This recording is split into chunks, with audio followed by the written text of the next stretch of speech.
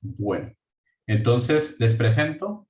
El último laboratorio consiste en un caso aplicado en lo que se conoce como el Hello World de la analítica de datos o ciencia de datos, o el tema también de incorporación de Machine Learning, ¿sí? Ese Hello World se conoce como el reto del Titanic. Básicamente ustedes van a tener acceso a una base, a un dataset donde van a tener un conjunto de registros de personas que sobrevivieron y no sobrevivieron al accidente del Titanic.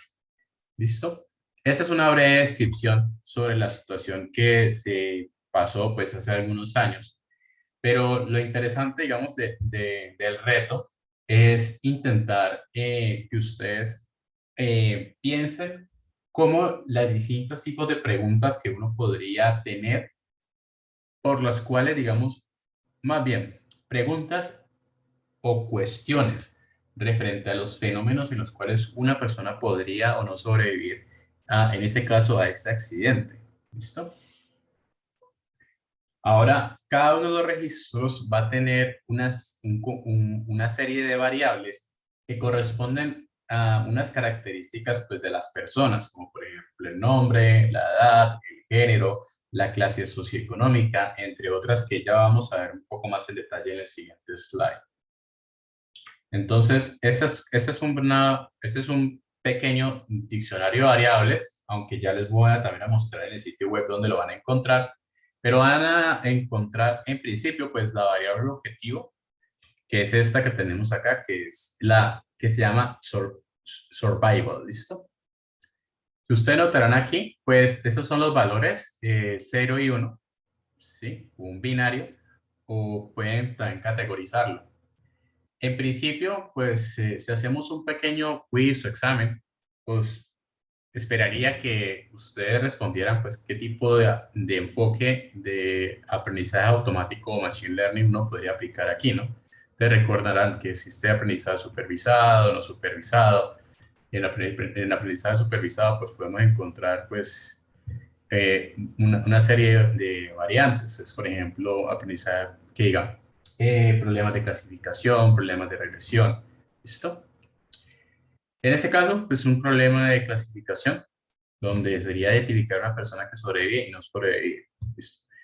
Las variables son estas que tenemos acá también en pantalla. Tenemos aquí. Y el reto consiste en hacer lo siguiente. Vamos a tener tres complejidades o tres niveles. Entonces, el primer nivel es bastante sencillo, es simplemente aplicar una serie de transformaciones donde pues, les permita a ustedes responder a una serie de preguntas y es muy alineado al laboratorio anterior. Entonces, como por ejemplo, la séptima, ¿quién sobrevivió más, las mujeres o los hombres? La octava, calcule la medida de la tarifa del pasajero para los de la clase 1. Listo, aquí entonces aquí tienen que hacer un filtro, calcular la media, ¿vale? Es bastante sencillo, pero de todas formas los va a someter a que vuelvan y practiquen un poco más en este tema de responder preguntas. Después entramos a una segunda complejidad, nivel pues, entre comillas, medio, donde pues la idea es que hagan una serie de cálculos. Entonces, por ejemplo, esta pregunta, la vez pasada, pues no la supieron responder bien, aunque acá está el chancuco, la forma en la cual uno puede responder esta pregunta, ¿vale? Es decir, estas son dos variables que van a encontrar ustedes en el dataset. Por favor, lean el significado de estas dos para que puedan dar una mejor interpretación a la respuesta. Y finalmente está esta pregunta que es la que, pues, uno de ustedes, no sé si han escuchado esta frase, ¿no? ¿Qué tan cierto es que las mujeres y los niños, primero, es decir, si realmente tienden a sobrevivir más, por ejemplo, ¿vale? La complejidad 3 busca dos cosas. La primera es que ustedes, primero que todo, desarrollen un modelo, ¿listo? Desarrollen un modelo de clasificación y después cuando desarrollen el modelo con todos los criterios que ustedes consideren que sean necesarios, análisis de hiperparámetros, con cosas que pronto tal vez han visto con Jairo y que vamos a ver ahorita, preprocesamiento de variables, entre otras, y por ejemplo, podrían descubrir cosas con las preguntas que de hecho se las han dejado aquí. La idea es que el modelo les permita predecir qué personas sobreviven o no a partir de los datos que existen en un dataset que es test CSV. Ya les voy a indicar dónde van a descargar los datos. ¿Listo? Ya vamos a ver en Kaggle en qué parte están. Después de que creen el modelo y permitan predecir qué personas sobreviven o no del test CSV, la idea es que ustedes sometan el resultado a Kaggle. Dado el caso que vuelve y juega, ustedes sea la primera vez que usen la plataforma, no hayan creado una cuenta. Mi invitación es que si ustedes todavía no lo han hecho, por lo menos uno del equipo lo haga. Si quieren, también pueden hacerlo en equipo, no hay ningún lío. Ya les voy a mostrar que también Kaggle permite la opción de Teams. Ahora, lo que sí me interesa a mí es más que todo dos cosas. En este caso, uno, que desarrollen el modelo, permitan predecir el resultado y tercero, pues que interactúen con la plataforma para que puedan aprovechar a hacer un primer Hello World en Kaggle, dado el caso que no lo hayan hecho. Cuando ustedes sometan el resultado, la idea es que le tomen una captura de pantalla en qué ranking ustedes quedaron. Entonces, en este caso particularmente, pues, si no estoy mal, ustedes notarán aquí, pues yo hice esto creo que hace un año y medio, 2 años, no recuerdo, que hace bastante tiempo. Cuando sometí pues el resultado, en ese momento, pues se quedó en el ranking de entre el 1337 y pues ese fue el total de usuarios que habían mandado pues los resultados. Sin embargo, le reitero, no se va a evaluar en qué ranking ustedes quedan, para nada, eso no es el objetivo. El objetivo en la última sección es simplemente es que ustedes tengan las capacidades de someter un resultado a esta plataforma. Y eso sería, al final de cuentas, lo que se esperaría. ¿Hay hasta el momento alguna duda de las dinámicas? Si no, pues yo paso a explicarles la plataforma de Kaggle cómo es. Una pregunta, creo que ahorita mencionaste el 1 de enero, pero no sé si te referías a otra fecha, tal vez 1 de noviembre o algo así. No, disculpa, sí, Sebastián, me refería a 1 de noviembre, exactamente. Está para el 1 de noviembre la entrega de este último laboratorio. Ya estoy pensando en el nuevo año. Ah, Bueno, vale, Está metiendo mucho nitro, profe. sí, yo creo que sí. Bueno, entonces veamos acá la plataforma de Kaggle para los que nunca han entrado. Entonces, eh, esta plataforma fue adquirida por Google hace algunos años, debido al auge que estaba tomando a medida de que había muchas personas, tanto de distintos tipos de áreas, matemáticos, físicos, economistas, ingenieros, bueno, de todo, que estaban interesados en resolver problemas no voy a decir de machine learning en total, sino problemas de datos. Entonces, le reitero, una de las herramientas para poder resolver problemas de datos es a través de aplicación de Machine Learning. ¿Listo? Entonces, acá empezó a tomar mucho auge, se empezaron a crear competencias, como les mencionaba, creo que de la misma forma que existen competencias de programación, existen competencias de otro tipo de áreas, existen competencias de ciberseguridad, existen competencias con hackatones, existen, bueno, y estas son unas de las tantas que en temas de ciencia de datos, ¿vale? En tema de inteligencia artificial también podemos encontrar el tema de robótica también, obviamente. Pero bueno, como les decía, acá, el enlace lo van a encontrar pues aquí acá en este PDF, que ya está en Moodle para descarga. Les explico. Cuando ustedes entren a este enlace van a encontrar pues, la descripción del reto, pues acá les dan un mensaje de bienvenida. Esto es un Hello World en este caso. Entonces van a encontrar algo muy, muy intuitivo, muchos tutoriales. De hecho, acá, si ustedes verán, les dan un paso a paso de cómo someter las predicciones para que las envíen a la plataforma, dado el caso que nunca lo hayan hecho. Entonces, es muy interesante, digamos que es un primer paso. Y si a alguno le interesa más adelante, pues podríamos, dado el caso, pues yo le podría dar muchas más competencias de instrucción o después, dado el caso que esto pueda evolucionar en algo mucho más interesante, pues podríamos armar equipos para poder participar en las competencias. Ya les muestro. Ahora, antes de entrar acá a las competencias, veamos acá. Acá tenemos un tab de data y aquí podrían descargar entonces los sets de información que van a utilizar. Entonces, en este caso, tenemos el set de training que si le damos acá clic, primero ustedes van a poder descargarlo todo completo aquí, o pueden darle acá también para descargar solamente este archivo. Por acá tienen una primera vista de la información. Por acá está, de hecho, la variable objetivo, la cual ustedes quieren, digamos, predecir. Por acá están otra serie de variables, por ejemplo, el nombre, el género, ¿sí? Y así sucesivamente. Acá tenemos, pues, una serie de visualizaciones también, pues, que pueden ser de ayuda como para un pequeño análisis antes de descargar la información. Ahora, la idea es que utilicen este conjunto de entrenamiento para construir el modelo y validarlo, ¿vale?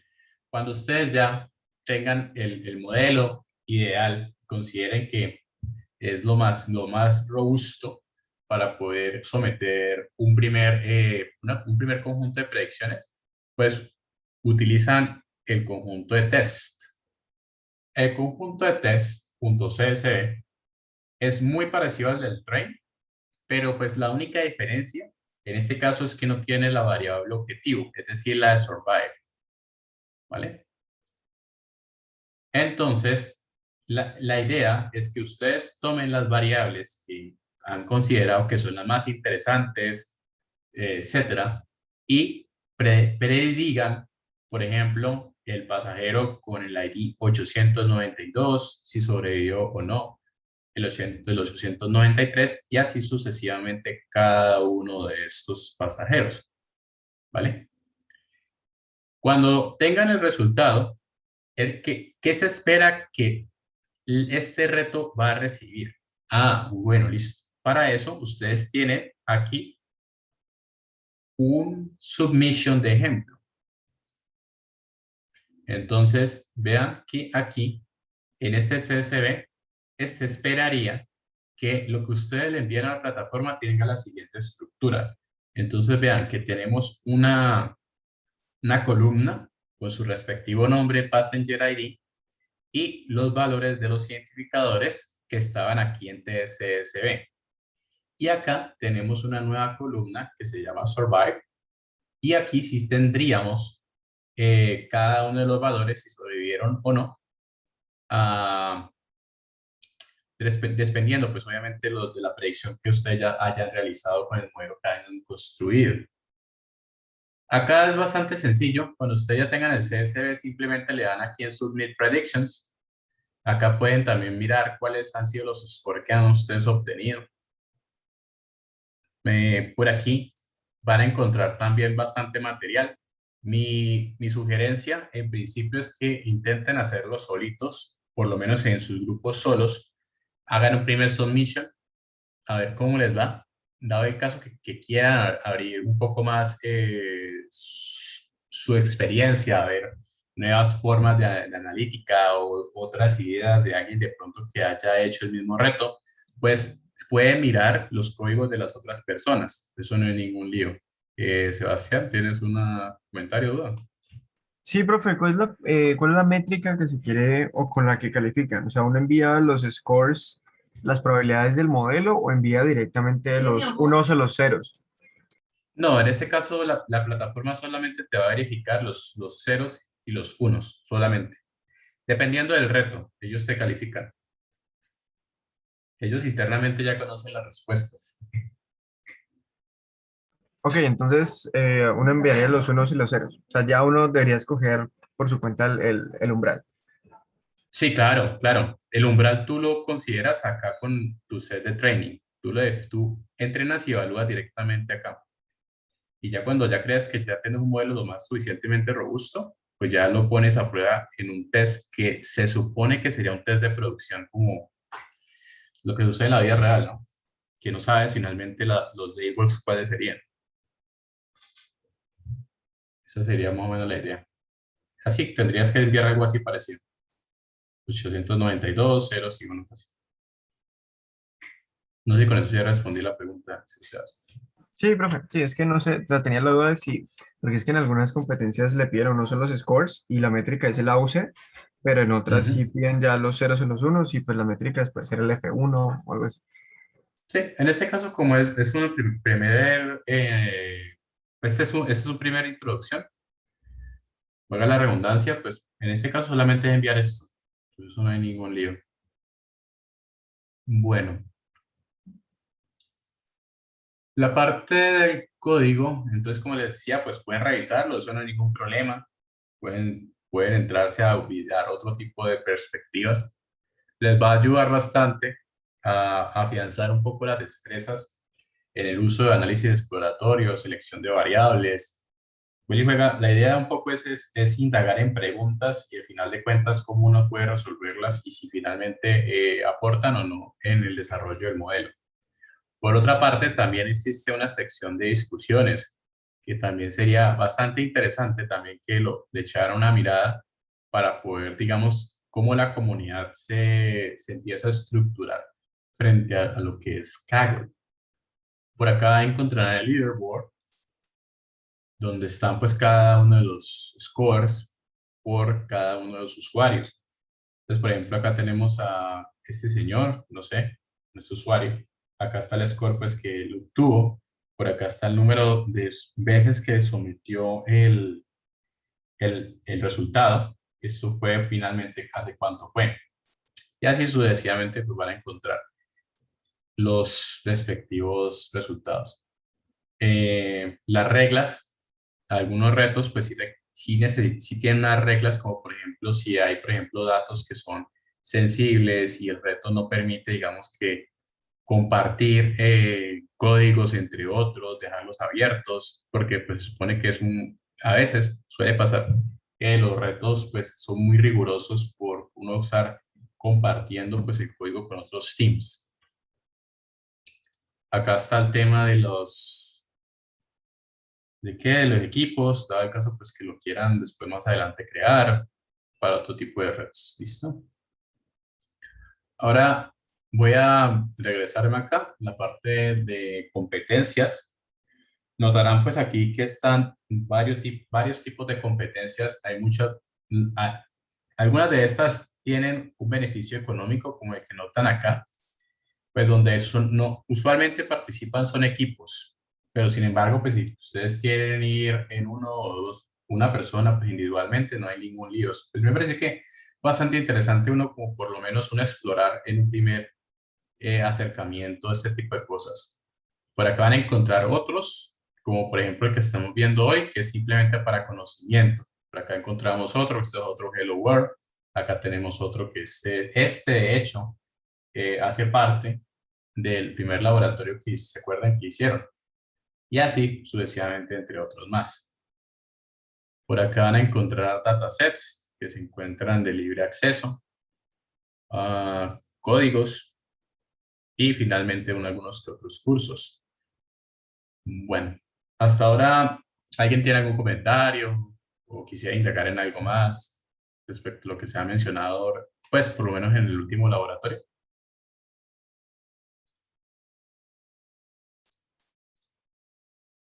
Bueno, entonces, a ver, no siendo más, denme un segundito, entonces vamos a revisar lo que nos queda del material pasado.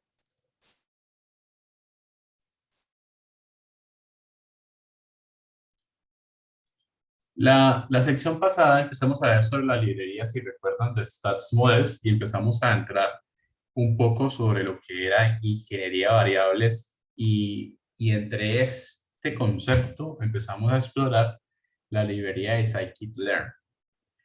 Nosotros, si no estoy mal, quedamos en este ejemplo.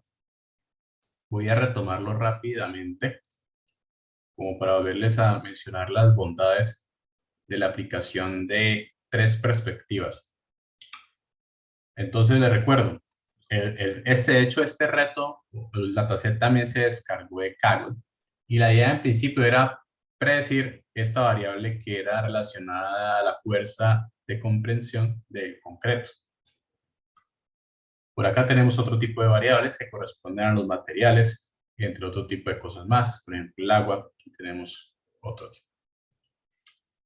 Bueno, hicimos este primer acercamiento visual donde tomamos la decisión que esta variable cemento estaba linealmente, tenía una relación positivamente lineal con la variable objetivo que es comprehensive strength. ¿Por qué lo hacíamos desde esa perspectiva? Simplemente porque a nivel visual pues obteníamos como ese comportamiento de esta manera, pero eso es como algo visual que uno podría intentar intuir. ¿Listo? Eso digamos que eso es parte del desarrollo de la implementación. Ahora, ¿cómo uno básicamente saca ese plot? Denme un segundito, yo les muestro acá.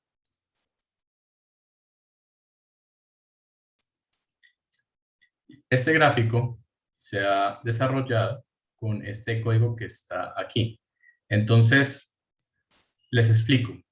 Acá lo que se está haciendo es utilizando un método de la librería de Seaborn.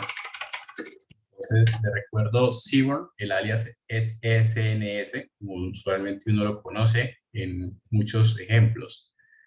Y acá se está haciendo varios gráficos en un mismo instante. Bueno, un mismo instante no, es un mismo, digamos, varios gráficos en uno solo. Esa es la palabra. El método perplot es el que permite hacer eso. Y lo que hace el perplot es hacer varios gráficos de puntos. Les recuerdo, los gráficos de puntos funcionan muy bien cuando uno está haciendo visualizaciones de dos variables que son cuantitativas, preferiblemente que sean continuas, ¿vale? Ahora, por ejemplo, en este caso, como nosotros tenemos 8 variables, que en principio todas son continuas, como ven acá, es por eso que se empieza a crear una a una la asociación entre las variables. Por eso nos salen un montón como los que tenemos acá. En este caso, particularmente, existen unas visualizaciones que tal vez no son muy representativas, si uno lo podría decir de antemano, simplemente es porque se está haciendo una asociación entre variables que son continuas y otras variables que no son continuas. Como por ejemplo este que tenemos que es los años, o el age, pues como se denomina acá. Si ustedes notarán aquí, ven que los puntos como lo tenemos se están mapeando de manera como si fuera un comportamiento vertical. ¿Listo? Esto no es no se comprende tan bien en principio como por ejemplo esta visualización que la que tenemos acá en la parte izquierda. Entonces, ¿qué se intentó hacer con este perplot? Primero, pues tener un primer brochazo, un primer acercamiento de toda la relación de todas las variables, pero al final de cuentas la decisión que se tomó es revisar solamente la relación de las variables, que son las explicativas, contra la variable objetivo, que es esta que tenemos acá. ¿Listo? Y eso es lo que tenemos aquí en este gráfico. ¿Vale?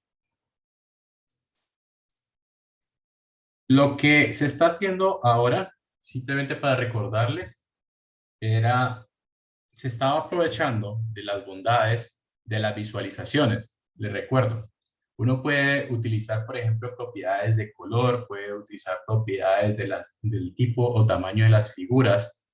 Por ejemplo, uno puede fragmentar el plot en subplots también. Y así sucesivamente uno puede, digamos que aprovechar los temas estéticos de las visualizaciones con el fin de hacer lo siguiente. Por ejemplo, en este caso, yo no solamente estoy haciendo un gráfico de dos variables en un mismo plot, sino que estoy intentando agregar tres variables en un mismo plot, en un mismo dibujo, pues si lo quieren decir de esa manera. Por eso tenemos acá el eje X, el eje Y, el hue, que el hue corresponde a los colores que están enlazados a los valores de la variable flyHash, que esa es una que tenemos acá. Simplemente por si de pronto tienen preguntas, aquí tenemos un CMAP que corresponde a la paleta que se ha creado de los azules que tenemos acá visualmente, ¿listo? Son la paleta de azules que tenemos. Este CMAP que se crea aquí a través de este método Cube Helix Raya al Piso Palette, pues hay documentación de este método, pero simplemente es para crear un conjunto de colores que tenemos muy parecido a esto. Lo pasamos como parte del parámetro. Vean aquí que tenemos palette dentro de RedPlot, que es el gráfico que estamos haciendo aquí. ¿Listo? Ahora, uno podría decir que dentro del desarrollo o la creación de modelos, ustedes pueden hacer tres aproximaciones. Depende de varios factores. Voy a nombrar algunos, más no todos. Por ejemplo, si ustedes tienen las capacidades computacionales que les permita procesar la cantidad de variables y la cantidad de registros. Dos, que conozcan, por ejemplo, el contexto del negocio. Y sí, pues por ahora esas dos creo que pues podrían ser interesantes por lo menos en este sentido.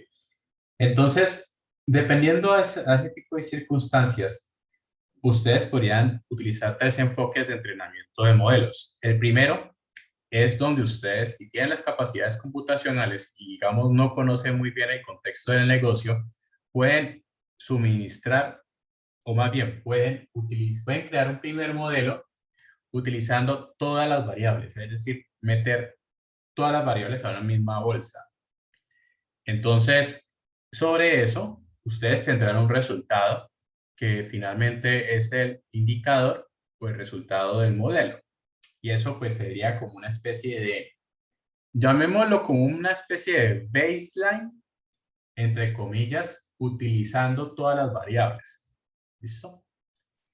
Después, cuando ustedes utilizan esa aproximación, que básicamente es como es de ir de atrás hacia adelante, no, disculpen, de hacia adelante hacia atrás, es simplemente, ustedes ya obtienen un primer resultado de un modelo y después lo que harían es intentar quitar, dado el caso, variables que no vayan a ser representativas, ya sea, por ejemplo, de indicadores que el mismo modelo a ustedes o el algoritmo les da. Por ejemplo, aquí existe un indicador que ustedes podrían utilizar que es el indicador de las variables de importancia, que pues podría ser de interés como para hacer un filtro. Por ejemplo, si digamos ustedes tienen 20 variables, un indicador que pueden utilizar es el indicador de importancia, como para poder, en vez de 20, seleccionar las de aquellas variables que mayor importancia hayan tenido para el desarrollo del algoritmo, del modelo, más bien. Así hacen un filtro, en vez de utilizar 20, utilizan, por ejemplo, 15. Esa es una forma. La otra es que a medida que ustedes también tengan conocimiento del negocio, pues también podrían empezar a retirar variables. ¿Listo? La segunda aproximación es simplemente yo no arranco incluyendo todo en la bolsa, sino que yo empiezo a ir paso a paso, incluyendo una a una de las variables. Es decir, que empiezo a hacer combinaciones de estas. Y también haría el mismo proceso, calculando los indicadores respectivos, mirándolo con el negocio, si cumple o no cumple, y así sucesivamente ir iterando. Y la tercera es aplicando técnicas como, por ejemplo, estadísticos, técnicas matemáticas.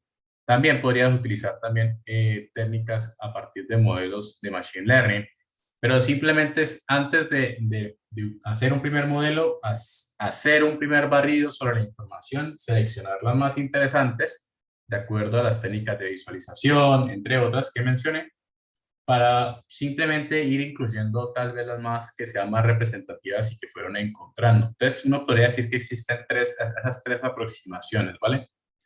En este caso, estoy yéndome por la primera, y es decir que voy a hacer un primer MVP, voy a hacer un primer mínimo producto viable y voy a ingresar toda la bolsa. Metí todas las variables. Ustedes van a conocer que existen bueno, varios tipos de formas para hacer entrenamiento y validación de modelos de Machine Learning. En este caso, vamos a ver uno que esperaría pues que Jairo les explicara un poco más en detalle.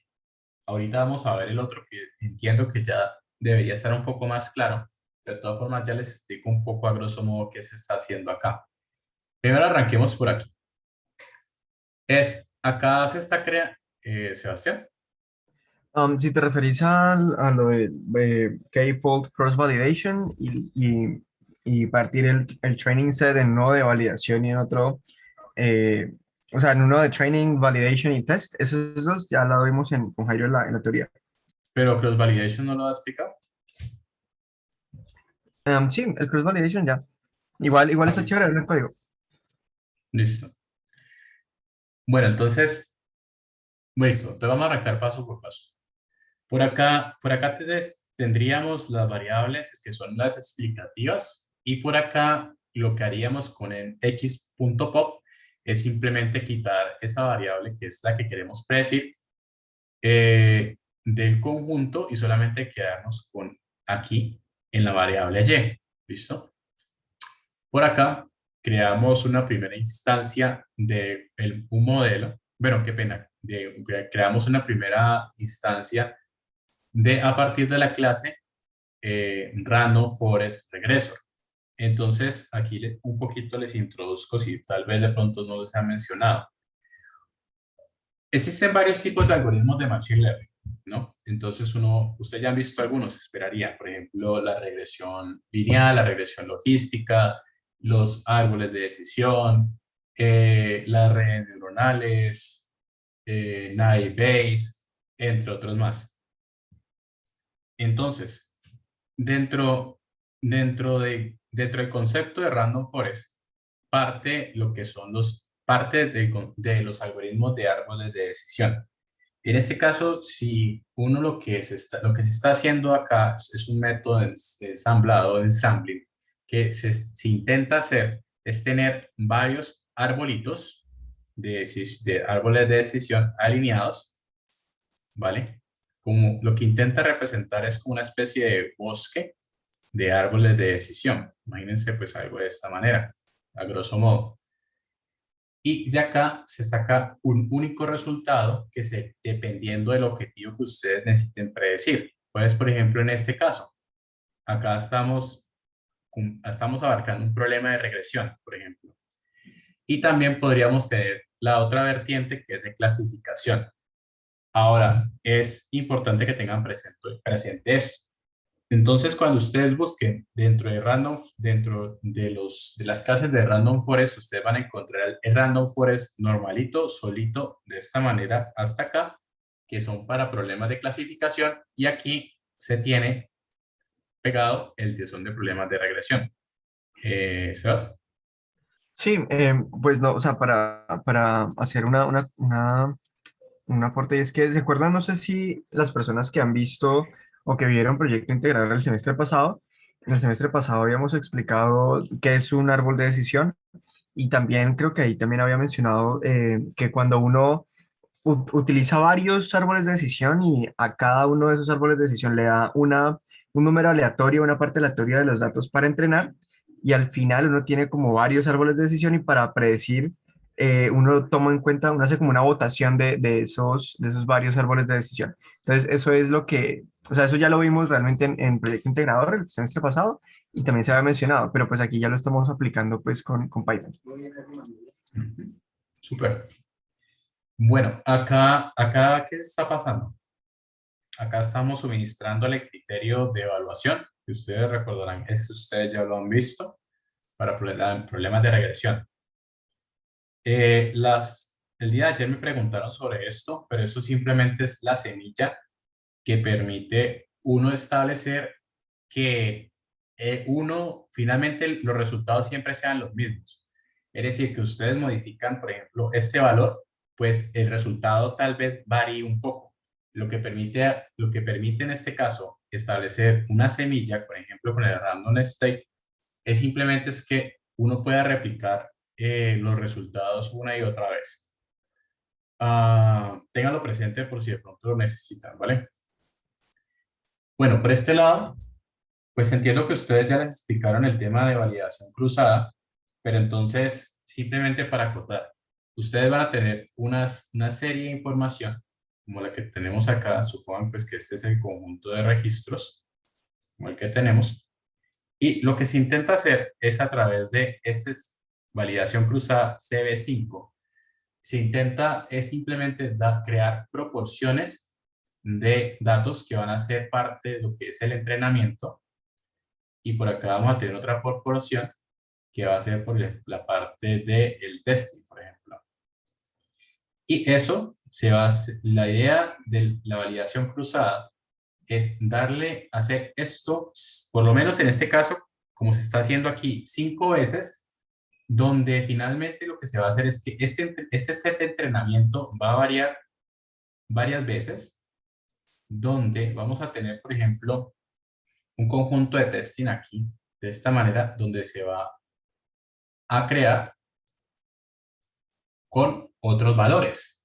Es decir, que yo voy a tener al final una combinatoria de todos los registros con el fin de darle oportunidad a todos los datos a que pasen por entrenamiento y también que pasen por testeo. Usualmente uno utiliza validación cruzada cuando uno tiene problemas de desbalance de datos. Entonces, cuando uno puede tener problemas de desbalance de datos, por ejemplo, cuando uno está trabajando con problemas que son muy inusuales, como por ejemplo los fraudes. Entonces, es muy usual que uno tenga datos que son supuestamente de transacciones benignas, si uno lo puede decir así. Y ese sería el escenario ideal, ¿no? Y sería inusual uno tener un dato que sea, por ejemplo, de un fraude. Entonces, la proporción de datos frente a fraudes y no fraudes debería ser no balanceada por el mismo fenómeno como se comporta.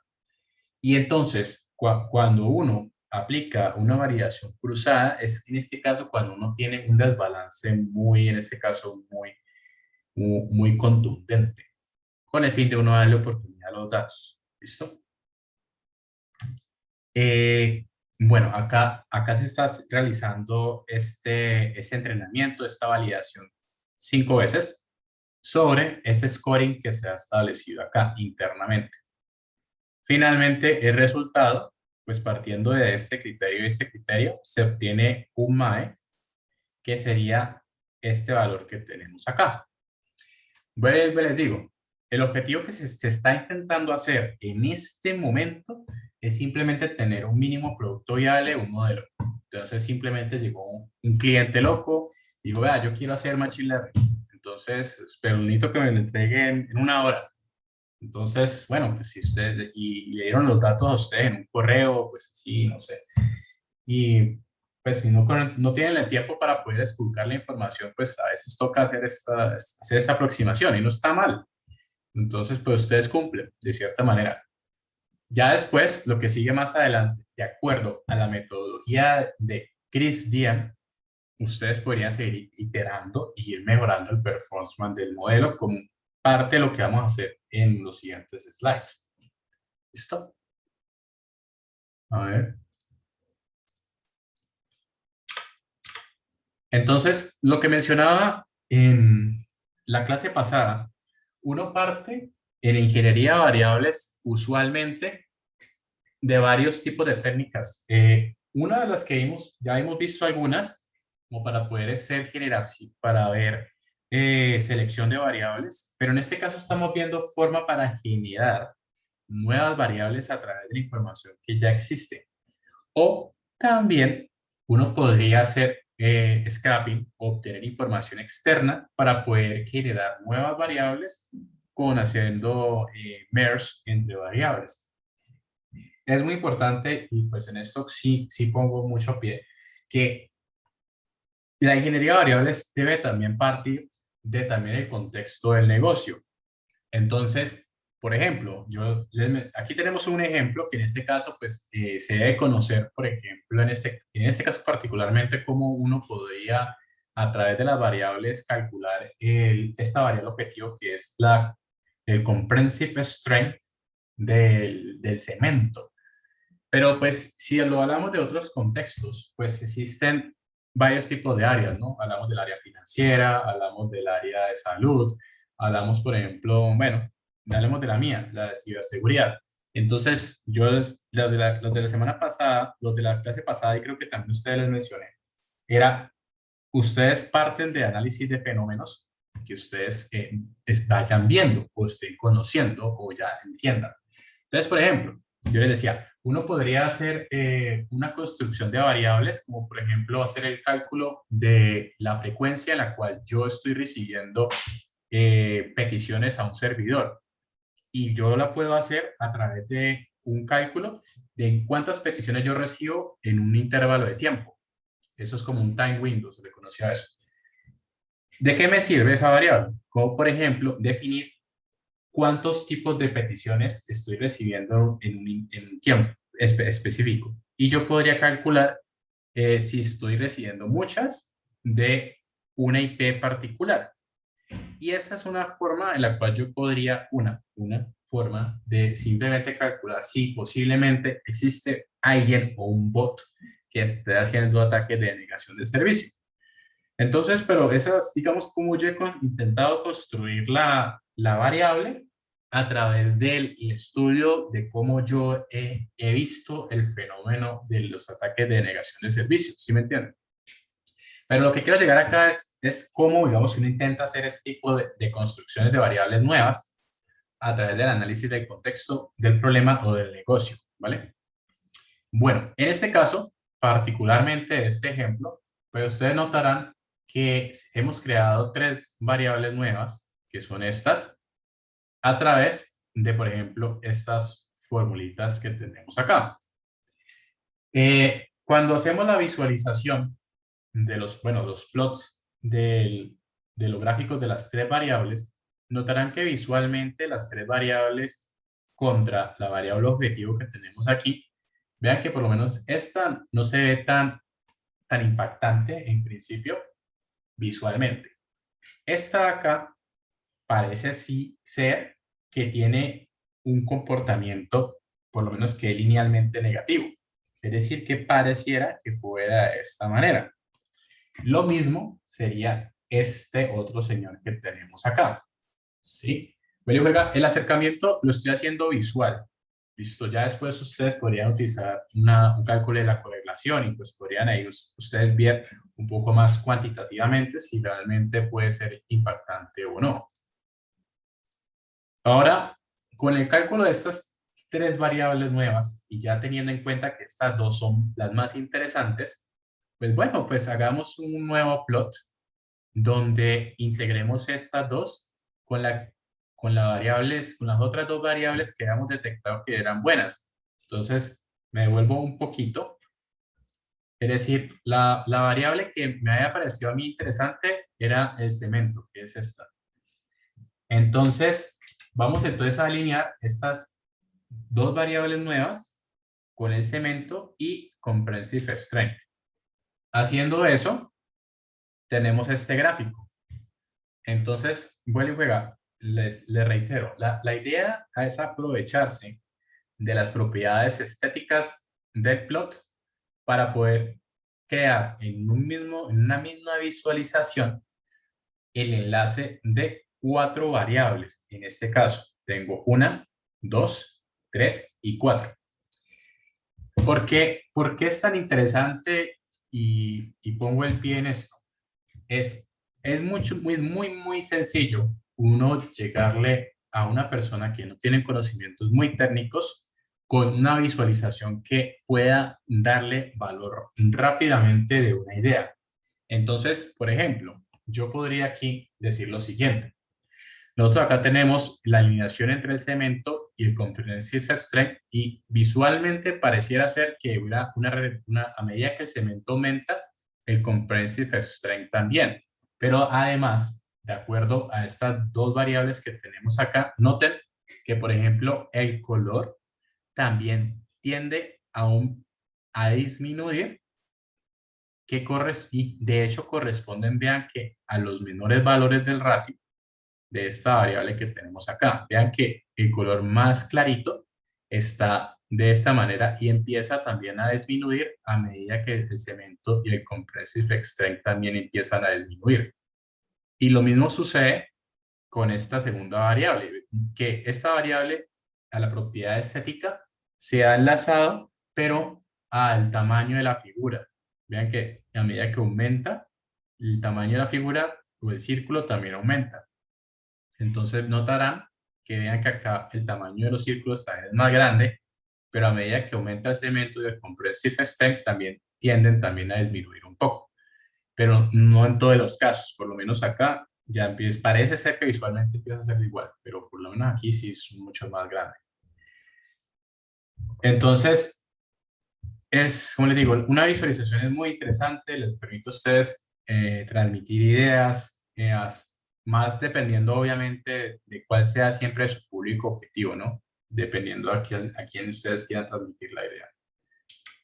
Ahora, estamos haciendo el mismo experimento, pero con la diferencia, bueno, discúlpeme, estamos haciendo un nuevo experimento, más bien, donde lo que estamos ahorita en este caso es tomando solamente 4 variables, las cuales están las 2 que hemos creado y esta tercera, bueno, esta cuarta, H simplemente la he agregado porque ya previamente la he estudiado y he encontrado también que es interesante en el estudio. Sin embargo, pues no creo que les haya subido el código de este reto, pero se los podría subir si dado el caso a Moodle. Bueno, en este caso he utilizado las 4 variables y he usado también los mismos criterios para el algoritmo de Random Forest, es decir, que estas líneas de código son prácticamente las mismas. Acá ustedes notarán pues que vean cómo el error, como lo teníamos previamente en 8.397, pues se redujo de esta manera. Entonces, aquí hemos hecho varias cosas. Primero, le hemos bajado dificultad un poco al modelo desde el punto de vista que no le estamos pasando todas las variables, no le estamos pasando todas las variables, sino que le estamos pasando 4 variables. Estamos mejorando el performance también del modelo. Es decir, más bien estamos mejorando el performance, acercándonos a la solución del problema, reduciendo el error con un nuevo modelo. ¿Listo? Entonces, acá simplemente lo que les he mostrado es la aproximación donde hemos utilizado unos criterios, creando nuevas variables y que nos permiten volver a entrenar un modelo para simplemente, pues obviamente, mejorar en este caso el proyecto.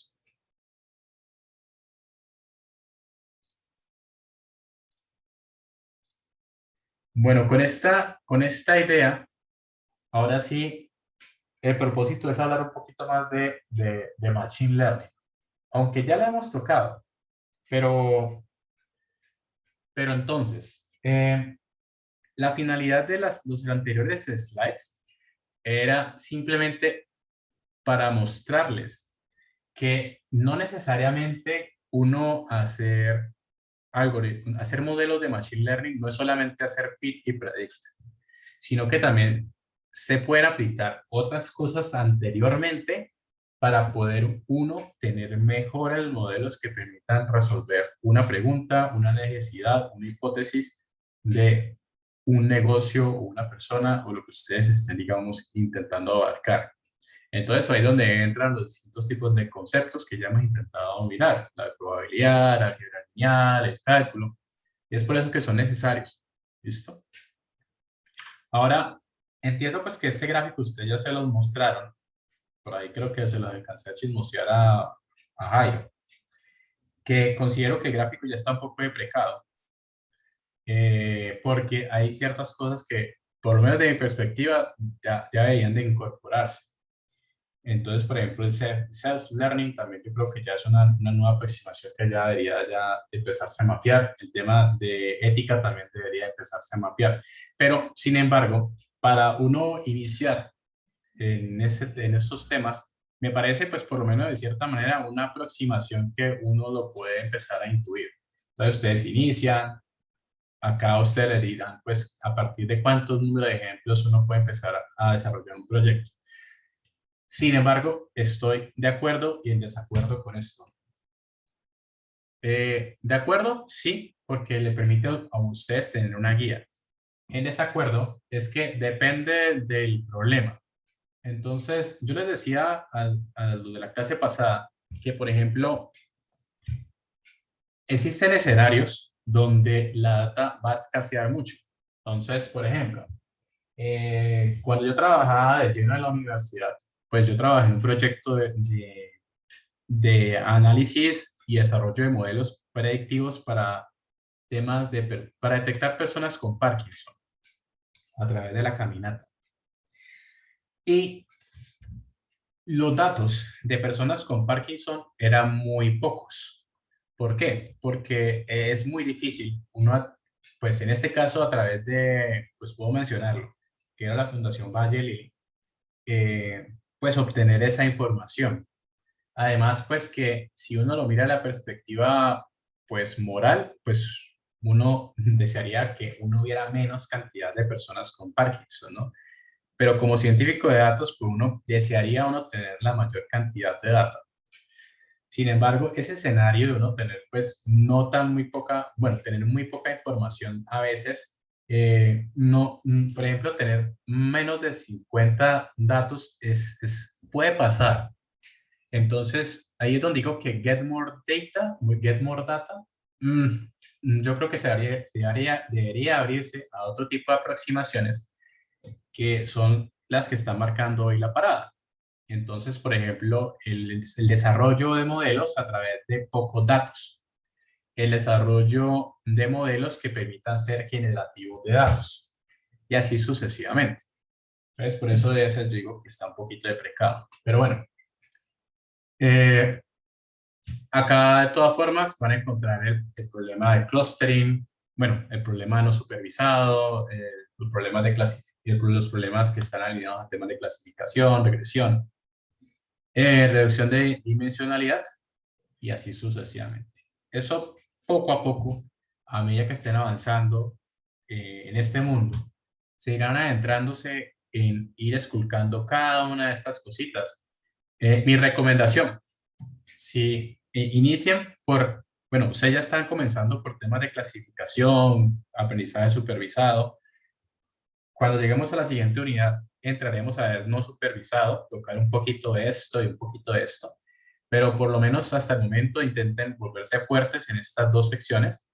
Después empiezan a ver estas otras dos y ya más adelante empiecen a ver el tema de aprendizaje profundo,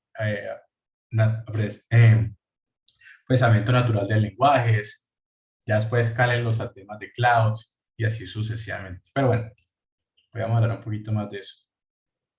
Voy a seguir.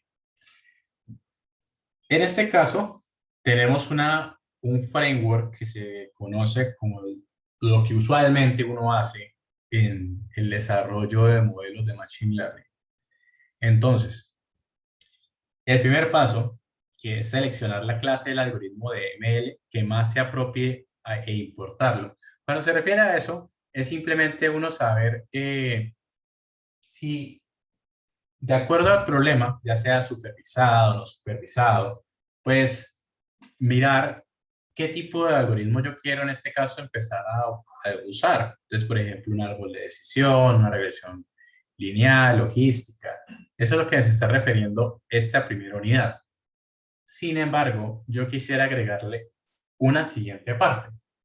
Y es, ustedes como ingenieros de sistemas o futuros ingenieros de sistemas también incluyan lo que son los requerimientos no funcionales, porque también el comportamiento del sistema depende también cómo el modelo va a estar desplegado.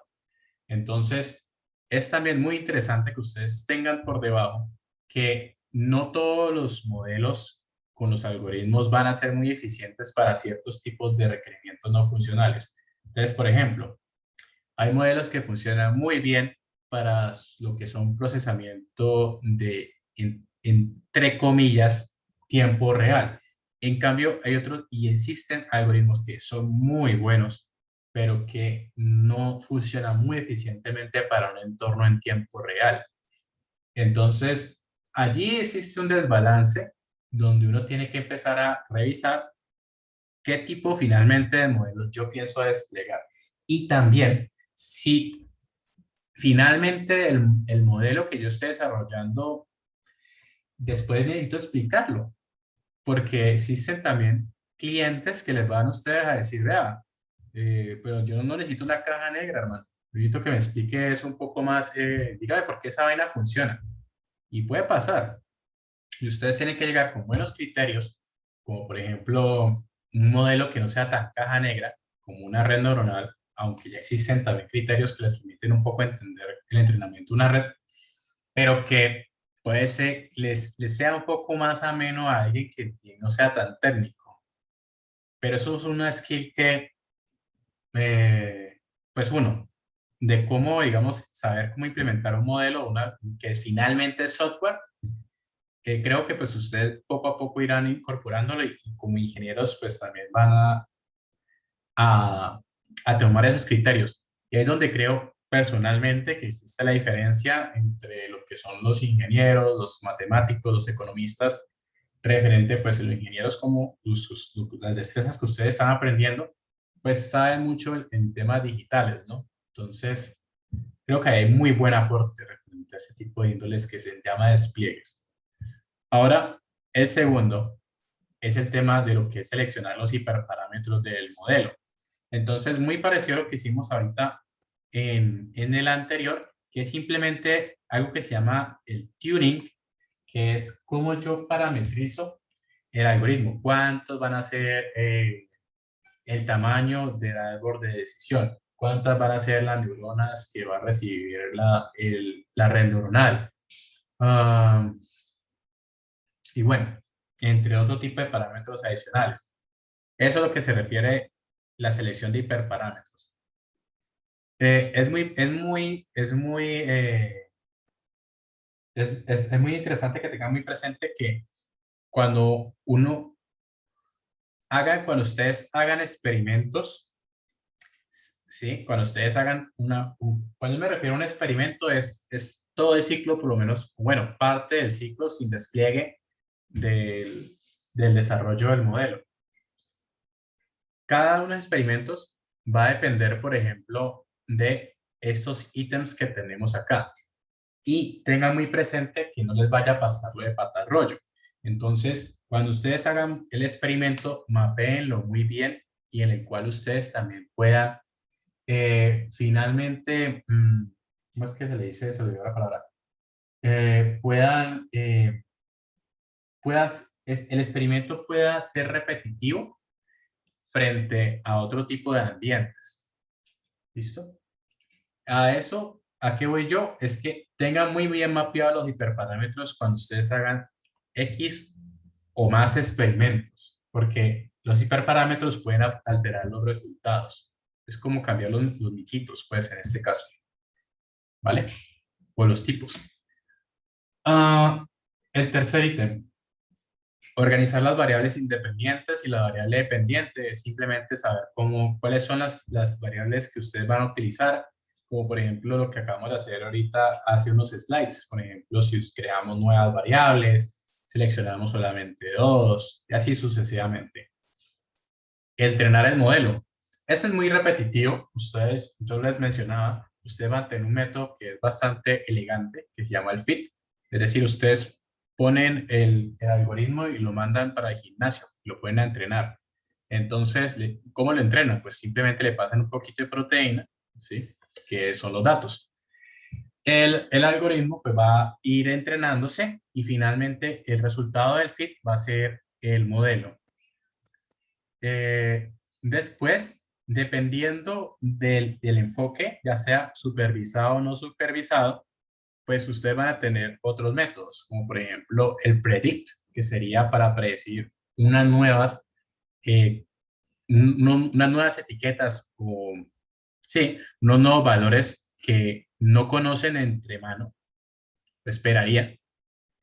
Y después, en el aprendizaje no supervisado, pues podrían hacer como, por ejemplo, mirar la propiedad de los datos, mirar temas de clústeres, transformarlos, predecir también categorías, y así sucesivamente. De todas formas, cuando veamos aprendizaje no supervisado en algunos ejemplos, pues esperaría que podamos ver un poquito más esto más en detalle.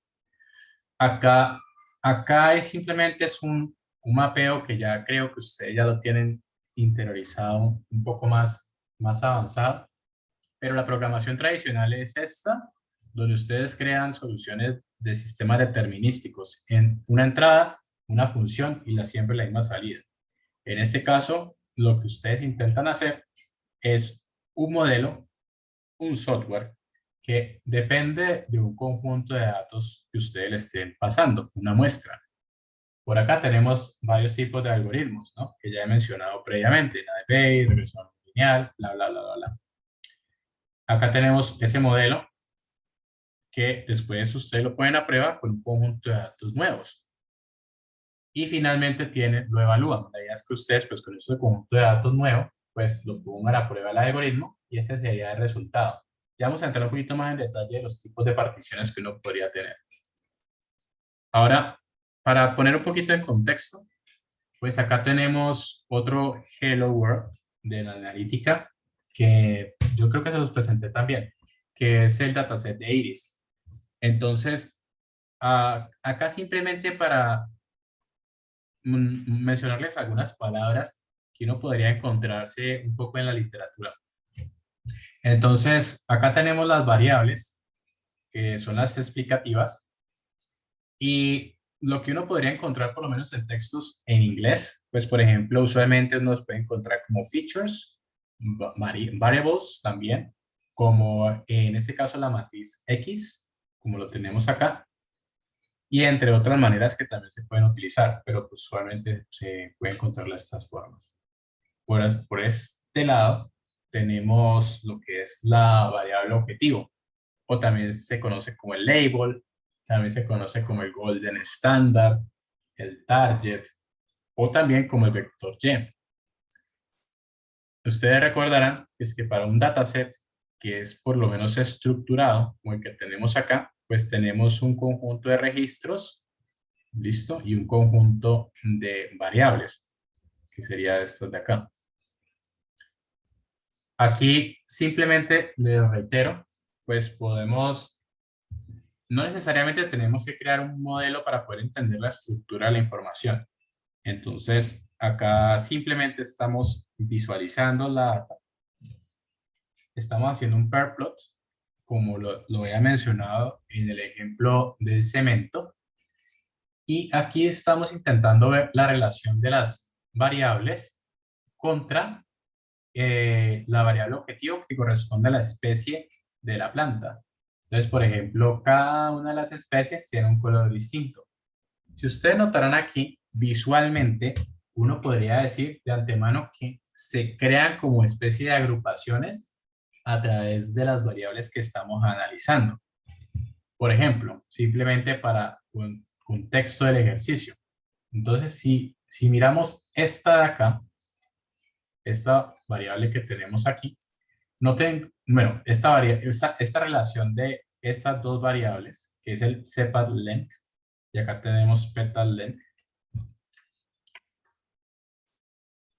Noten que, por lo menos visualmente, la setosa, vean acá que está agrupada aquí en esta franjita. Bueno, en esta franjita que tenemos de acá a acá y de aquí a acá.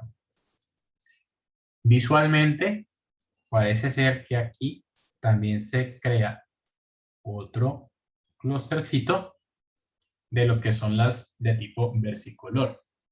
Y acá podríamos tener otro que corresponde a lo que es el tipo virgínica. Lo que estoy haciendo acá manualmente, como lo acabé de hacer aquí escuetamente, es lo que se conoce como una especie de frontera de decisión. Que esta frontera de decisión que yo he marcado, pues es la que yo he puesto así como escuetamente, ¿sí? Pero eso es lo que intenta un algoritmo finalmente de Machine Learning, es crear estas fronteras que están aquí creando. Pero visualmente es bastante contundente la relación entre una serie de variables como las que tenemos acá y la diferencia entre los tipos. Y lo mismo podríamos verlo por este otro tipo de diagrama, como lo que tenemos acá. La probabilidad de tener, por ejemplo, a través del petal length, sí, este es solamente el petal length, que sea de tipo setosa, que tenga esta franja, que si no estoy mal es menos de 2.5, es bastante elevada. Eso es lo que me está diciendo acá. Aquí existe pues una diferencia de error entre estas dos especies. Pero esas son, digamos, que las formas en las que uno puede interpretar estos gráficos. Después podemos ver un poquito más esto en detalle si de pronto nos da el tiempo. Pero bueno, hasta ahora simplemente me ha pegado a usar una visualización para intentar crear clústeres visuales de cómo un algoritmo podría identificar estos tipos de categorías. Ahora, continuando con el framework de Machine Learning, el framework que mencioné en 2 slides previamente, pues acá lo que he intentado hacer es crear la matriz X que corresponde a las 4 variables que son las explicativas. Y después tenemos la variable objetivo que corresponde al vector Y. Entonces acá tenemos 4 variables y solamente acá tenemos una, que es este y este. ¿Vale? Seguimos. Y aquí sí aparece la otra aproximación. Pues habla, como se hacía mencionado, existe K-fold. Tenemos también validación cruzada. Tenemos ahora el hold out, que es también muy usual en utilizarse. Entonces, el uso del hold out es simplemente hacer un conjunto de particiones que sean aleatorias. Es muy importante que tengan presente que el hold out funciona muy bien cuando uno está trabajando con datos que por lo menos en su mayoría están balanceados, por lo menos en la variable objetivo. Por lo menos no, en la variable objetivo. Entonces, uno esperaría que la variable objetivo, por lo menos desde mi perspectiva, mi perspectiva, estuviera entre 50% hasta un 60% en balance. Eso es lo que yo esperaría en este caso si yo quisiera irme por un criterio de hold out. Si existe un desbalance, entonces ahí sí me iría por otro tipo de aproximación, que ya vimos K-fold y ahorita mencionamos la validación cruzada. Ustedes han visto una serie de particiones. Yo voy a mencionarles, no sé, yo voy a mencionarles otras adicionales de acuerdo a la experiencia que he tenido. Entonces, las que son usuales, las que uno tiende a escuchar son las siguientes. La primera es el set de entrenamiento, como el que tenemos aquí, el conjunto de entrenamiento, X-train y Y-train. Después uno tiende a escuchar el otro conjunto, que es el conjunto de testeo. ¿Listo? Ahora, eso es lo que usualmente, bueno, eso es lo que usualmente uno intenta hacer. Por ejemplo, en este caso, testeo, que sería esta de acá. Sin embargo, dependiendo de la cantidad de información que ustedes tengan, ustedes pueden crear otras series de subconjuntos que les van a permitir a ustedes mejorar el análisis o el desarrollo de los modelos. Entonces, vuelve y juega, depende de la cantidad de información. Si es muy poquita, toca hacerlo de esta manera. Pero si ustedes tienen, no sé, más de 100.000 datos, sí, 10.000 datos, todavía sigue un poquito corto, pero bueno, depende del contexto, obviamente. Pero si ustedes consideran que tienen una buena cantidad de información, entonces podrían crear un nuevo set que puede llamarse, que se llama validación. Creo que ahorita se mencionó. Que el set de validación, ya creo que Jairo se los mencionó, pero es el que les permite a ustedes ajustar todo el tema de los modelos. Es decir, este conjunto y este conjunto, ustedes lo van a poder tocar. Ustedes construyen acá, por ejemplo, el modelo 1, el modelo 2, el modelo 3, etcétera. Y la idea es que ustedes a través de la validación, ustedes puedan afinar esos X modelos que ustedes estén construyendo. Ahora, cuando ustedes ya llegaron a una etapa donde definieron que finalmente el modelo que ustedes seleccionaron, los modelos que seleccionaron fueron, por ejemplo, digamos que en este caso fueron M1 y M3, por X o Y razón que ustedes encontraron que los indicadores eran buenos, que el modelo podría ser en despliegue muy interesante en utilizarse, y así sucesivamente, pues pasan para una siguiente fase, que es la de testeo, donde ustedes lo que van a hacer es pasarle un conjunto de datos que jamás has pasado sobre la fase de entrenamiento y validación. Uno espera que aquí ustedes no los intenten ver, por lo menos que el modelo no lo intente ver, ¿listo? Por eso uno parte que estos datos deben ser aleatorios. Ya después, con esta fase de testeo, pues ustedes ya determinan si van por el modelo M1, el modelo M3, etc. Y después, aquí sí incluyo un nuevo set de datos, que es el de producción. Entonces, este set de producción es la vida real, palabra más, palabra menos. Es cuando ustedes ponen a su modelo finalmente interactuar con lo que realmente el software tiene que cumplir. Allí ustedes, aunque desarrollen el modelo, también deben monitorearlo, deben capturar la data y deben también estarlo validando con data de producción lo más posible. ¿Con qué fin? La metodología de Chris Díaz no termina en producción, sino que puede continuar una y otra vez. Yo la vez pasada les había mencionado y simplemente les reitero, a ver, denme un segundo, ustedes pueden tener dos pipelines, ¿sí? Que uno es el pipeline de innovación y otro es el pipeline de producción. Entonces, la idea es que esta data que ustedes empiezan a capturar aquí, pues haya también una forma de ingesta donde, bueno, de hecho no debería ser así, debería de ser de esta manera, donde tenemos una data que se esté actualizando para que pueda seguir en el ciclo de innovación y el software que ustedes desarrollen aquí pueda incorporarse en el ciclo de producción cuando ustedes ya consideren que sea necesario. A veces no se menciona pero se los dejo a criterio, ¿vale?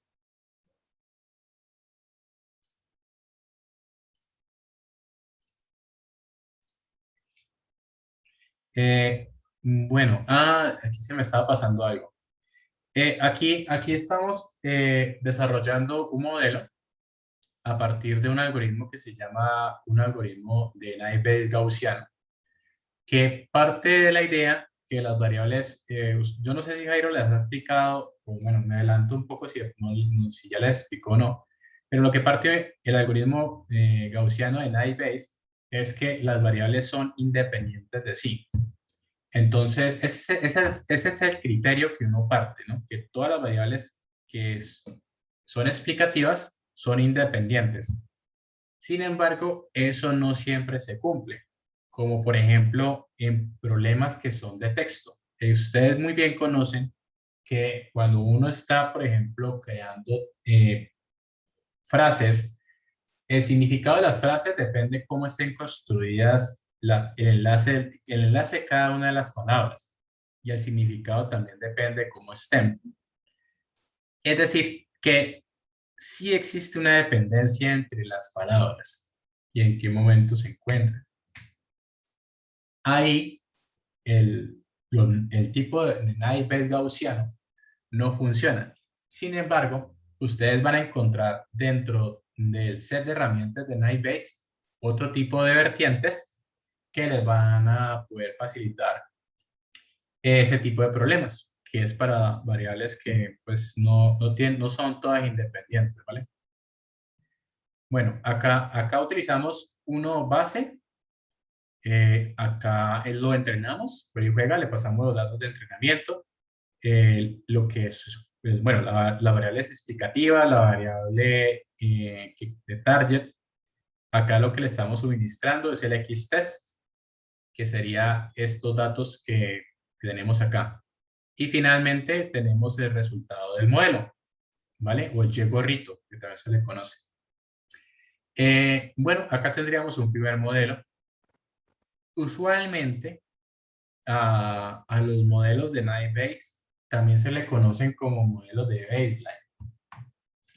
Es decir, que uno puede desarrollar mejores algoritmos, no, qué pena, uno puede desarrollar mejores modelos a partir de algoritmos un poquito más robustos, como por ejemplo árboles de decisiones, random forest, redes neuronales, ¿sí? Que son un poquito más complejos.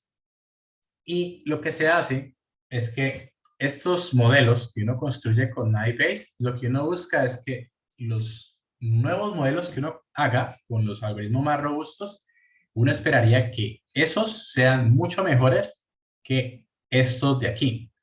Eso es lo que se conoce como una especie de baseline. Sin embargo, vuelve y juega, eso lo estoy partiendo siempre y cuando del criterio que no estoy teniendo en cuenta los requerimientos no funcionales. ¿Listo?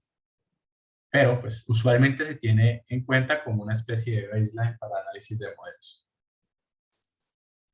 Por este lado, entiendo pues que ustedes ya vieron lo que son las métricas y los indicadores en temas de problemas de clasificación. Ya de hecho ya hicimos un primer acercamiento, ¿se acuerdan del primer laboratorio que hicimos? Vimos algo del tema del análisis de el cálculo de verdaderos positivos, falsos negativos.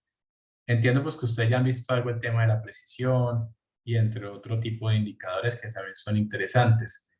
Bueno, y juega, simplemente para retomar, depende de la problemática que ustedes estén abordando, el tipo de indicador que va a ser mucho más contundente. A veces el refrán nos dice que no siempre, disculpe, no siempre se basen del indicador de accuracy, porque en este caso él está combinando todo en una misma bolsa y no siempre explica todo el desempeño del modelo. Es más, puede sesgar el modelo. A veces es mucho más indicado uno, por ejemplo, solamente revisar indicadores como, por ejemplo, este señor, que lo que busca en este caso es que el modelo sea bastante robusto frente a datos que son falsos positivos. Por ejemplo, acá tenemos este otro, que es la sensitividad, o también conocida como el RICAL, que en este caso lo que se busca es ver qué tan bueno es el modelo, diferiendo todos los datos, porque aquí tenemos lo que son los falsos negativos corresponden a los datos que el modelo no pudo capturar.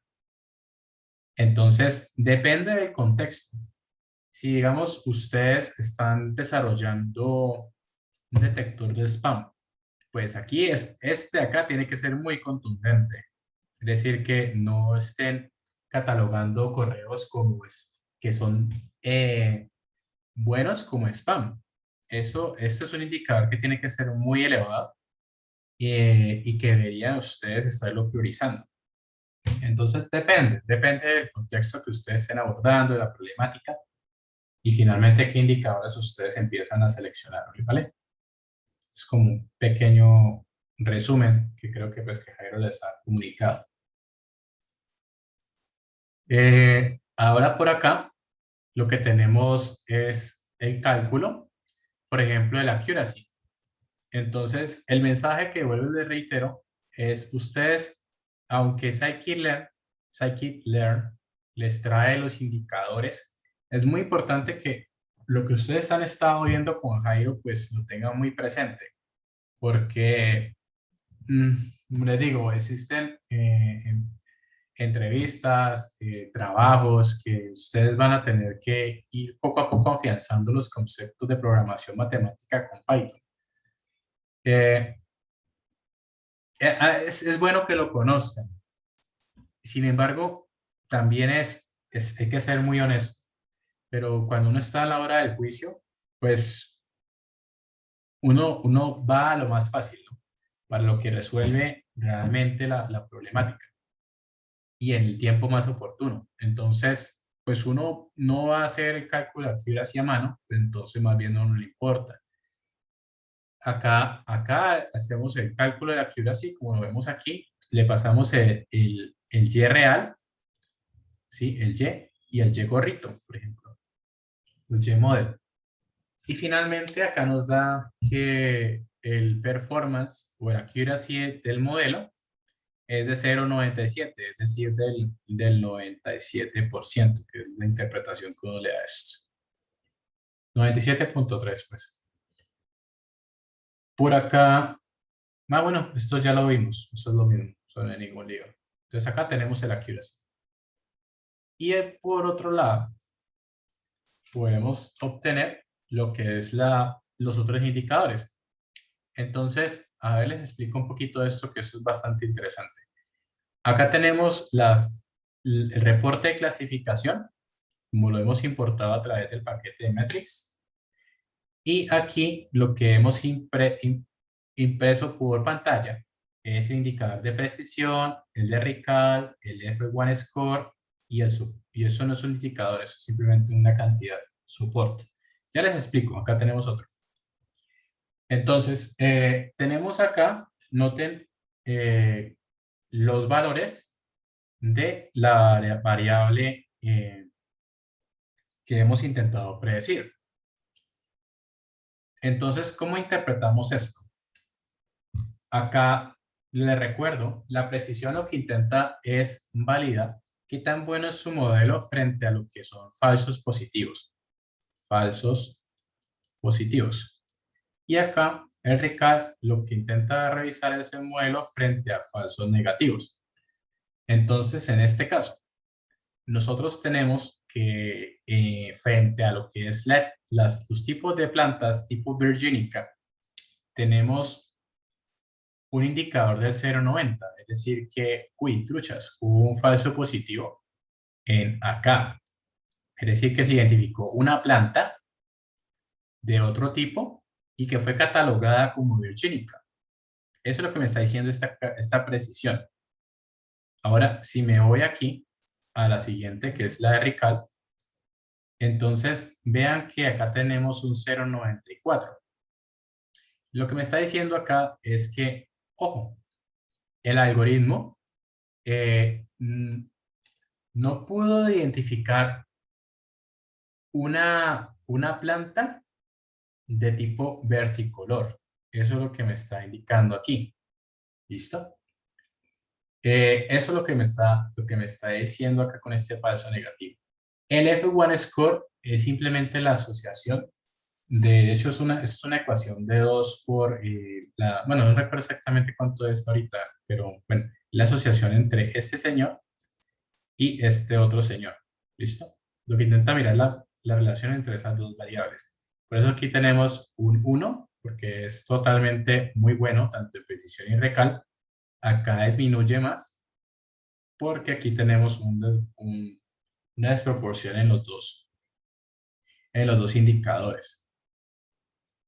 Acá tenemos el accuracy, que es de 0,97, pues es es el indicador global, pero como les digo, depende de la problemática que estén, que no siempre es el mejor, ¿no? Ahora, si me adelanto un poquito a la siguiente y después me regreso otra vez, disculpen aquí un momentico. Listo. Acá lo que estoy intentando crear es una tabla que se conoce como de confusión. Entonces, les explico para que no estén confundidos. Importamos dentro de las métricas el Plot Confusion Matrix, como lo que tenemos acá, a esta clase, bueno, a esta instancia de la clase que lo vamos a pasar, el modelo que hemos creado, los datos de testeo, las variables de testeo.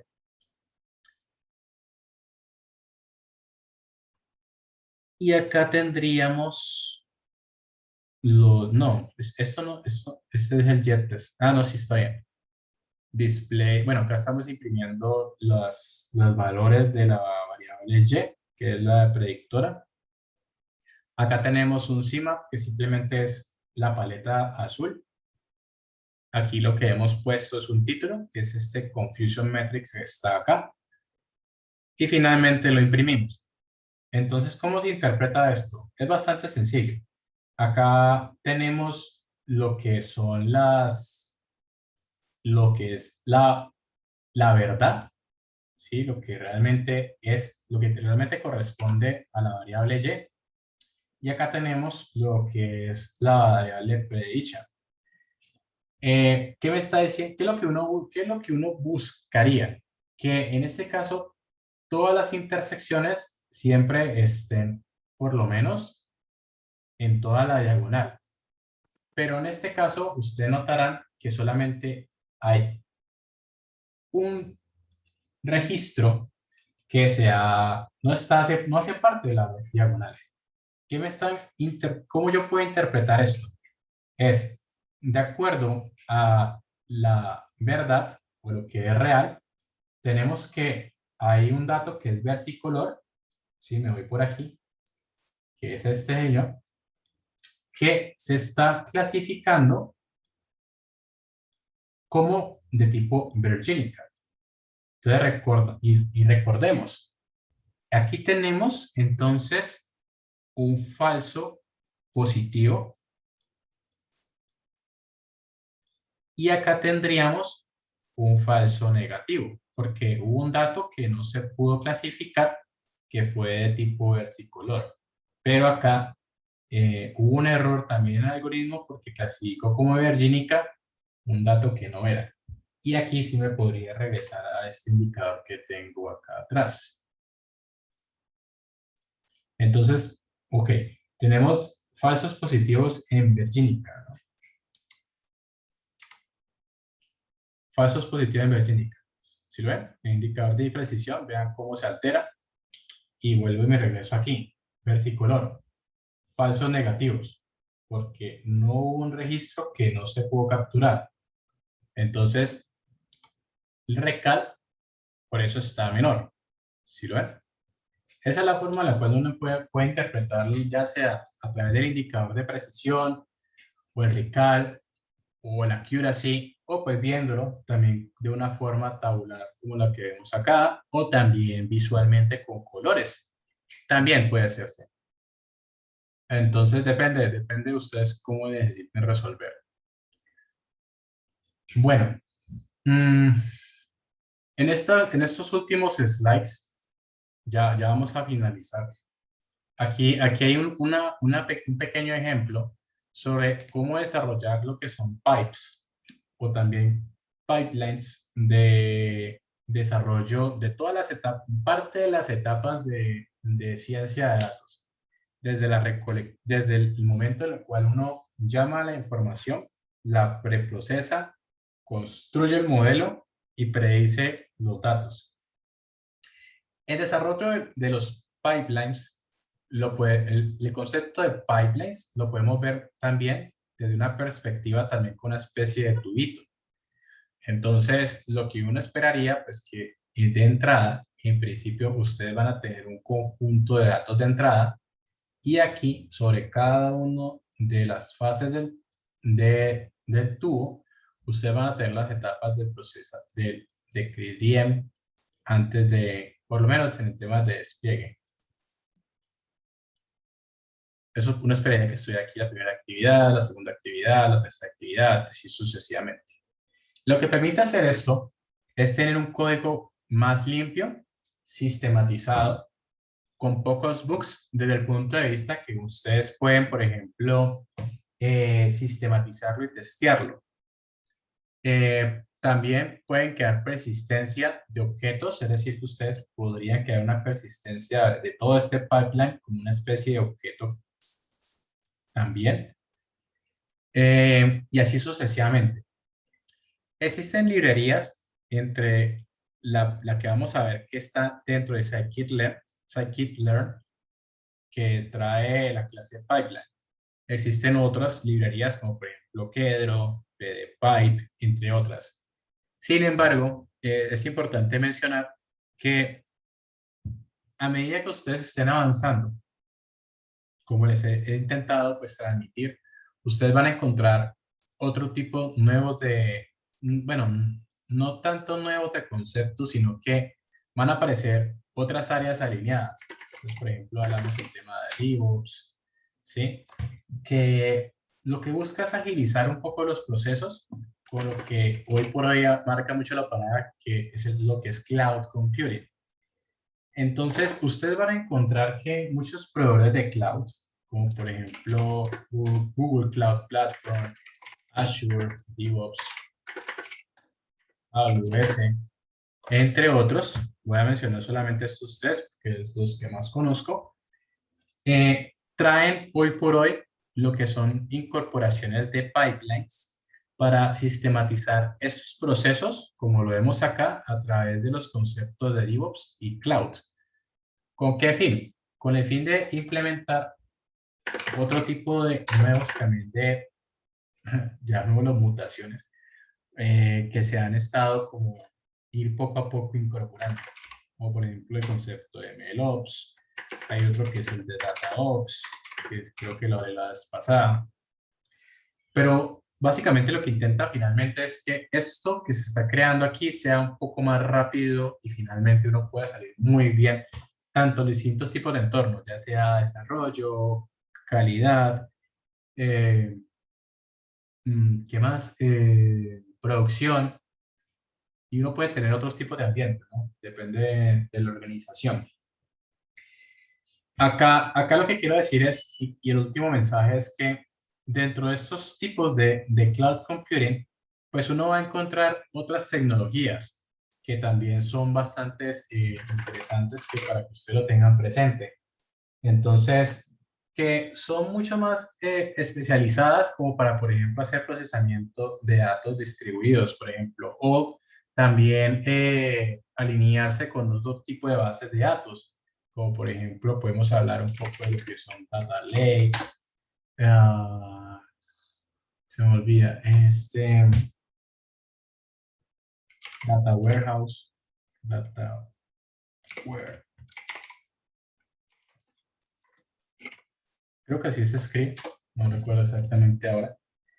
Data Lake, Data Warehouse, bases de datos normales.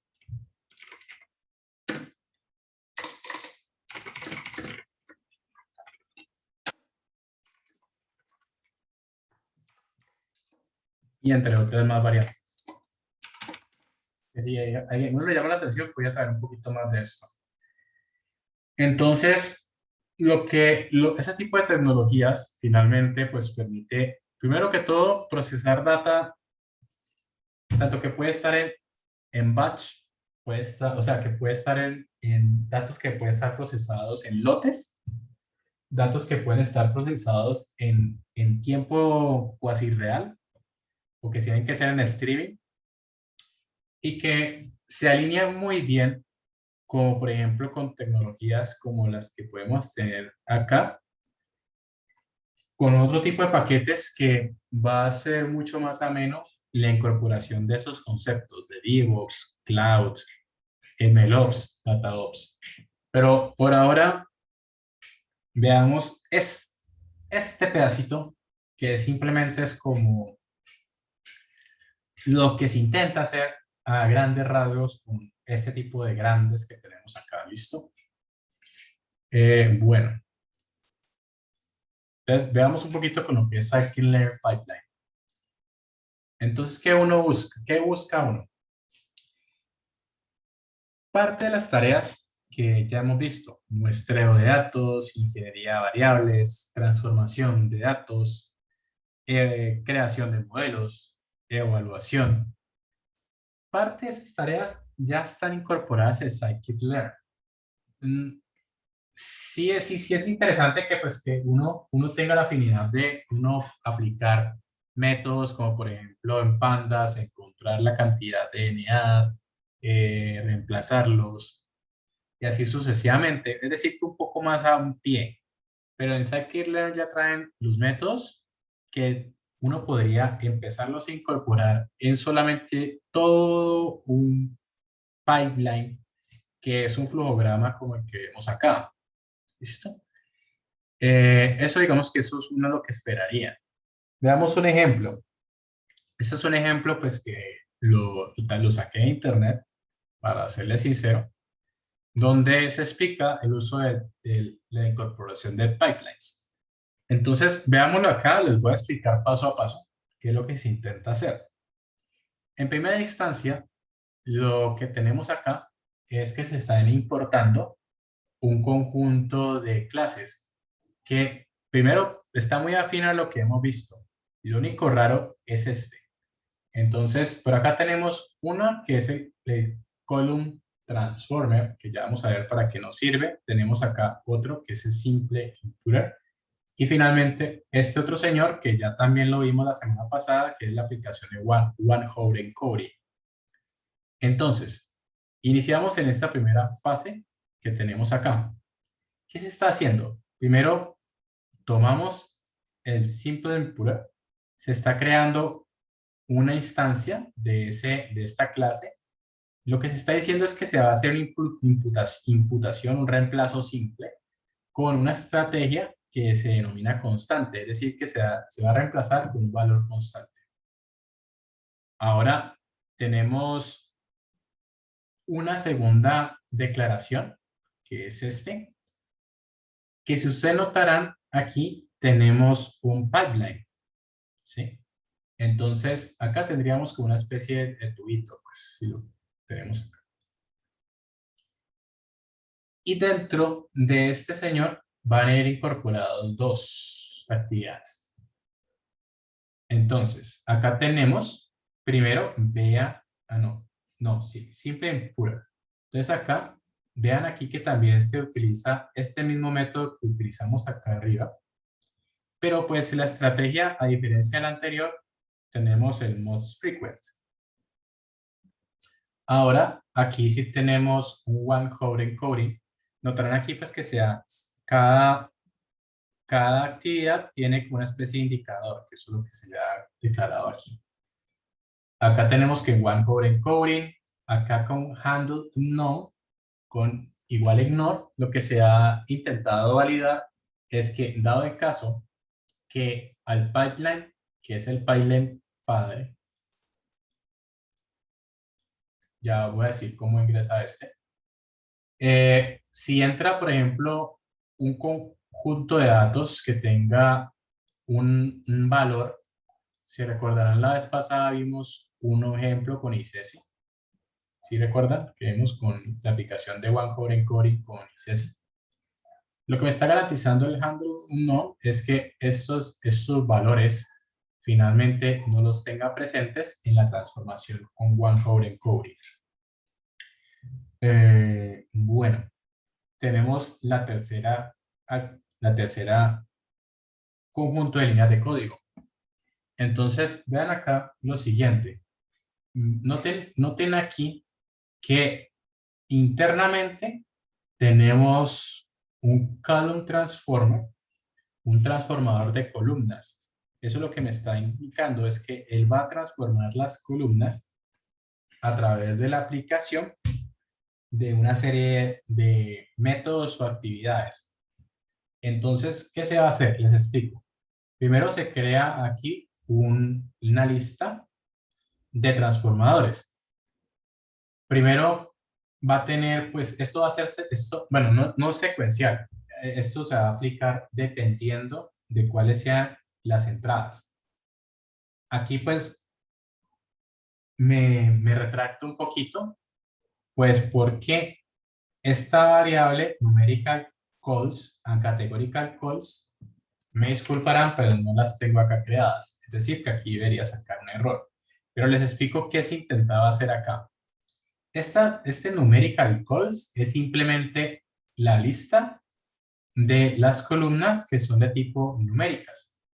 Y acá las categorical calls corresponde a la lista de lo que son las columnas de tipo categóricas. Eso simplemente son estas dos cositas que tenemos acá. Ahora vean acá algo interesante. Tenemos aquí numerical transformer, que es este número 1. Y acá tenemos categorical transformer, que es el número 2. Y si ustedes miran, vean que este es un pipeline.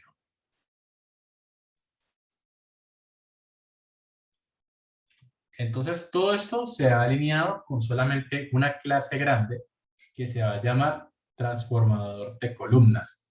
¿Qué va a hacer? Va a transformar aquellas columnas que sean numéricas y que sean categóricas a través de estos criterios que tenemos acá. Eso es lo que se está intentando hacer. Sigamos con el proceso. Entonces, a ver.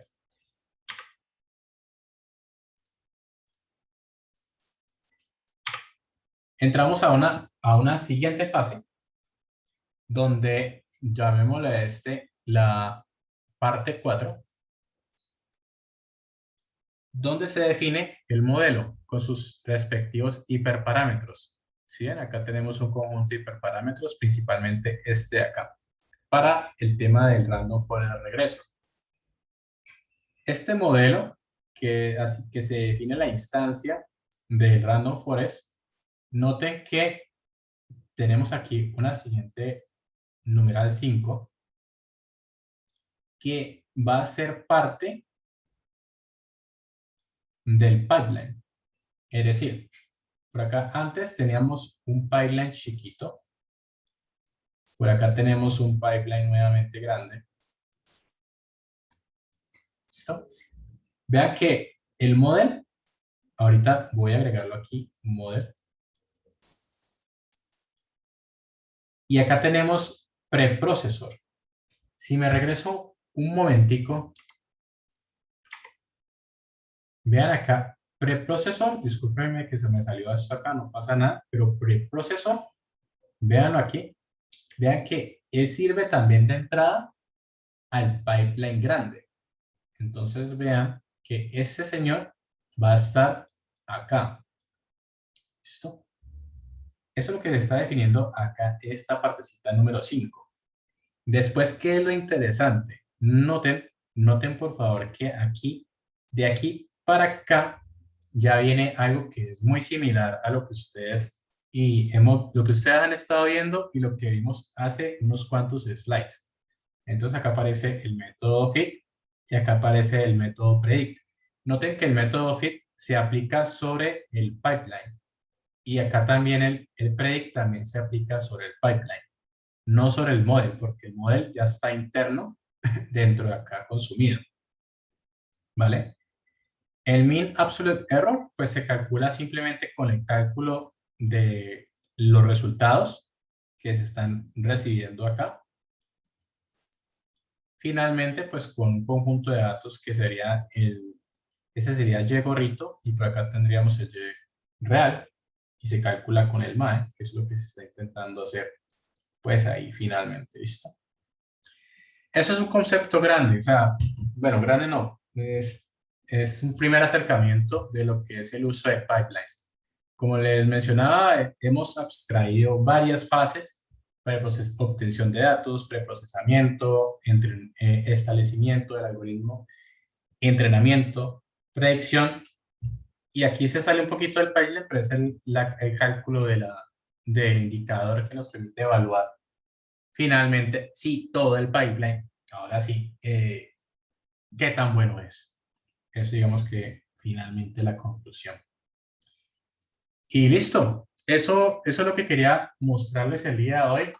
Antes de finalizar, por favor, las siguientes 2 semanas, van a estar más enfocadas en temas del proyecto. Entonces, es decir, la próxima semana y dentro de 2 semanas, por favor. Es decir, ustedes van a tener una especie de sesión de monitoría conmigo, donde la idea es que vamos a resolver dudas puntuales sobre el tema del proyecto o temas generales que sean, pues, en temas relacionados con temas de ciencia de datos, o pues si de pronto puedo aportarles algo en temas de ingeniería, pues bienvenida sea, no pasa nada. Pero entonces, qué opción pueden tener? Ustedes, al igual que les mencioné a los de la clase pasada, dado el caso que, por ejemplo, sus compañeros se encuentren en el grupo del miércoles, ustedes pueden ir a la sesión del miércoles o viceversa. O la tercera opción que también les brindo es que si quieren también asistan a las 2 sesiones. No tengo ningún lío. Entonces, las próximas 2 semanas solamente van a estar dedicadas en temas del proyecto, y si quieren también pueden trabajar en este laboratorio. No hay ningún problema. Ya después, en la tercera semana, volveríamos y entraríamos a revisar conceptos, tal vez de aprendizaje supervisado. Yo creía que más de aprendizaje no supervisado y proyectos un poquito de analítica avanzada, como para ir finalizando el tema del laboratorio. ¿Tienen alguna pregunta, comentario, sugerencia o algo particular ya como para ir cerrando?